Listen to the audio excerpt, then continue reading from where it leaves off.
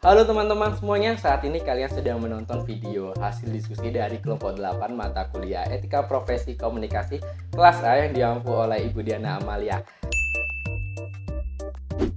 Sebelumnya, tak kenal maka tak sayang, mari kita berkenalan dengan orang-orang di balik layar video ini. Ini Gusti Madia sebagai produser, Wahyu Permadi sebagai penyusun materi, Ilmi Fadilah sebagai penyusun PPT, Fikri Ali sebagai editor, dan saya Karisma Junianto sebagai presenter yang akan menyampaikan pembahasan saat ini. Jadi apa aja sih yang kita akan bahas? Yaitu ada kode etik IPRA, integritas pribadi dan integritas profesional, perilaku terhadap klien atau atasan, perilaku terhadap masyarakat dan media massa, dan yang terakhir, perilaku terhadap teman sejawat. Nah, langsung aja kita masuk ke pembahasan yang pertama.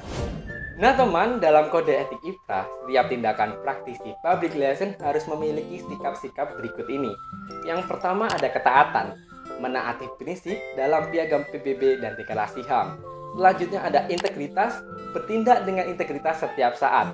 Lalu ada dialog, mengakui hak semua orang untuk mengungkapkan pendapat.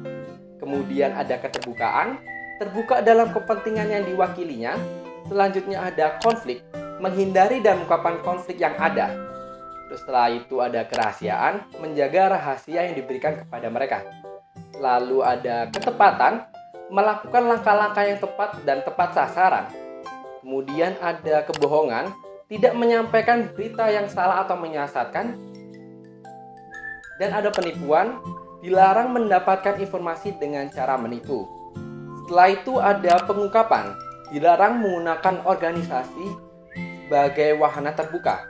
Keuntungan, dilarang mendapatkan dokumen kepada pihak ketiga. Remunerasi, dilarang menerima imbalan dalam bentuk apapun. Lalu ada pembujukan, dilarang baik secara langsung atau tidak langsung memberikan imbalan kepada pihak lain. Pengaruh, dilarang mempengaruhi pihak lain. Kemudian ada persaingan, dilarang merusak reputasi praktisi lain. Pemburuan, dilarang mengambil klien dari praktisi lain. Pekerjaan, ketika memperkerjakan seseorang dari pejabat publik atau pesaing, perlu memperhatikan aturan dan kerahasiaan yang disyaratkan oleh organisasi tersebut.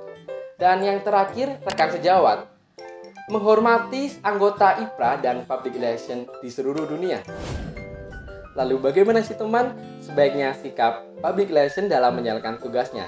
Seperti yang tertulis pada kode etik Perhumas, maka public relation harus memperhatikan beberapa hal berikut ini. Yang pertama ada integritas pribadi dan integritas profesional.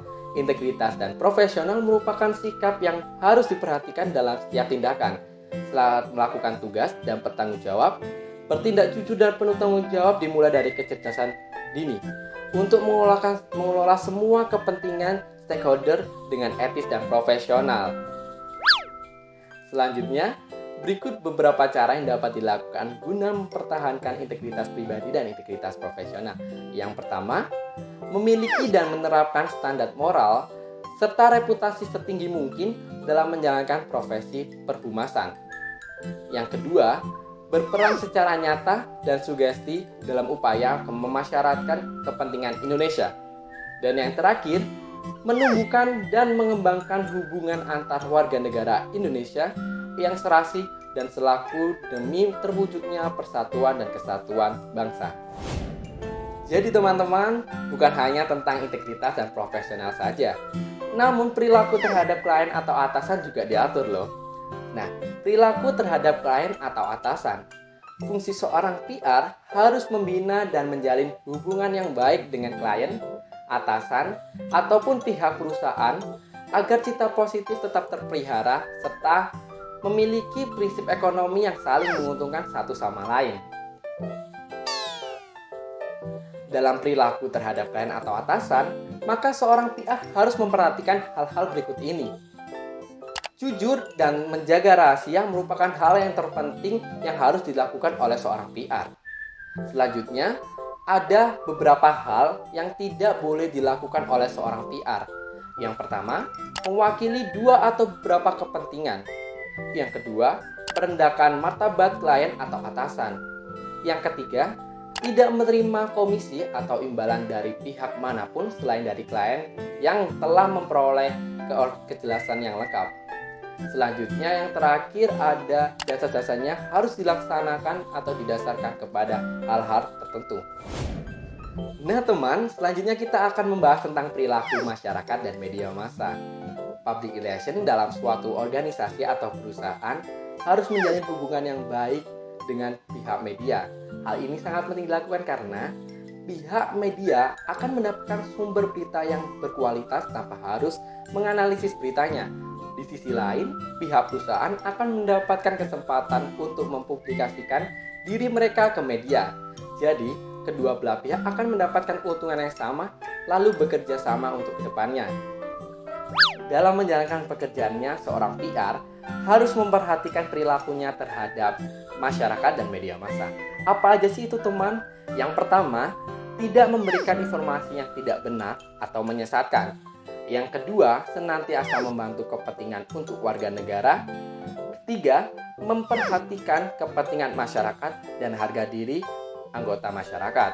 Dan yang terakhir, tidak melibatkan diri dalam tindak memanipulasi integritas. Selanjutnya kita akan membahas tentang perilaku terhadap rekan sejawat. Hal ini juga diatur oleh kode etik Perhumas loh teman. Jadi, dalam pergaulan kita banyak hal sepele yang sering terlupakan ketika kita sedang bekerja. Kita sering tidak sadar bahwa apa yang kita lakukan merupakan aturan yang tidak tertulis dan merupakan salah satu indikator kualitas diri dan kerja kita. Menjadi seorang praktisi humas dituntut untuk menjalin relasi yang baik dengan sesama orang, bahkan teman atau rekan sejawatnya. Lalu teman, sesuai dengan kode etik Perhumas, maka seorang public relation wajib hukumnya untuk memahami perilaku terhadap rekan sejawatnya. Adapun hal-hal berikut ini, yang pertama, tidak dengan sengaja merusak dan mencemarkan reputasi serta tindakan profesional rekan sejawatnya. Selanjutnya, tidak menawarkan diri atau mendesak klien atau atasan untuk menggantikan kedudukan rekan sejawatnya. Dan yang terakhir, membantu dan bekerja sama dengan rekan sejawat di seluruh Indonesia untuk menjunjung tinggi dan mematuhi kode etik kehumasan ini. Jadi teman, itu tadi pembahasan dari hasil diskusi kelompok kami. Jika ada kekurangan dan kesalahan yang sengaja maupun tidak sengaja, kami mohon maaf sebesar-besarnya. Dan sampai jumpa di lain waktu. Bye-bye.